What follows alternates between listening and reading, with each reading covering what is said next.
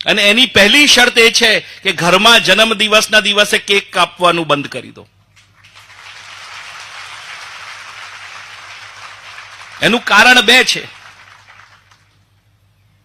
Cake કેમ કાપીએ છીએ કે બાઇબલ કહે છે કે you are living in hell and you are cutting a year of hell. તમે નર્કમાં જીવો છો ને નર્કનો 1 વર્ષ કાપો છો. અને આપણી સંસ્કૃતિ શું કહે છે?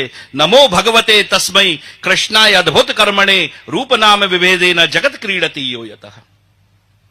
એ લોકો કહે છે નર્ક છે, એને એનું 1 વર્ષ કાપો છો. એટલે જ તમે લોકો મીણબત્તી લગાવો છો અને પછી ઓલવો છો.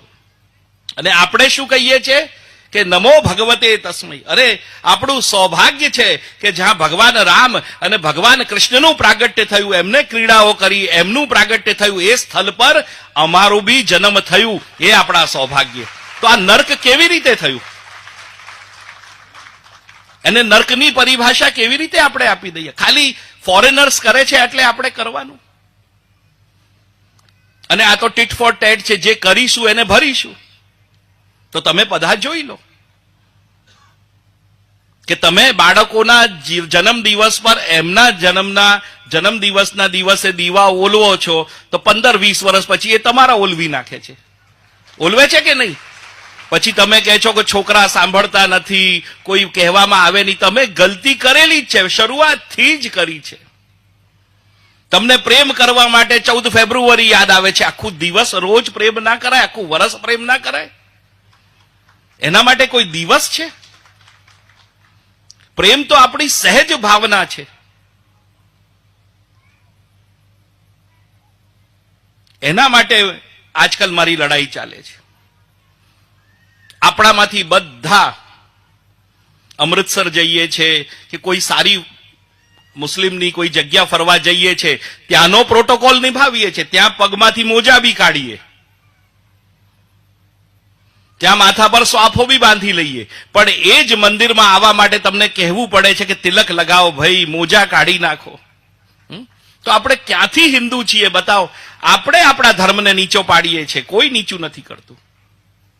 અને ધર્મની પહેલી પરિભાષા છે કે ધર્મો રક્ષતી રક્ષિતઃ. ધર્મની રક્ષા કરશો તો ધર્મ તમારી રક્ષા કરશે. અને સંસ્કૃત કહે છે કે ધારે એતિ ધર્મ. જેને તમે ધારણ કરો છો એ ધર્મ છે. તમે ધારણ કરો અને નાનપણથી જ ધ્રુવ પ્રહલાદ બનાવો. આપણે કહીએ છીએ હમણાંથી બાબાજી બની જશે, હમણાંથી સાધુ બની. અરે ભાગ્ય છે કે સાધુ બનશે, સદભાગ્ય છે કે સાધુ બનશે. સાધુ માનવતાની પરાકાષ્ઠા હોય છે. આપણે અંગ્રેજી મીડિયમ સ્કૂલોમાં નાખી દઈએ છીએ.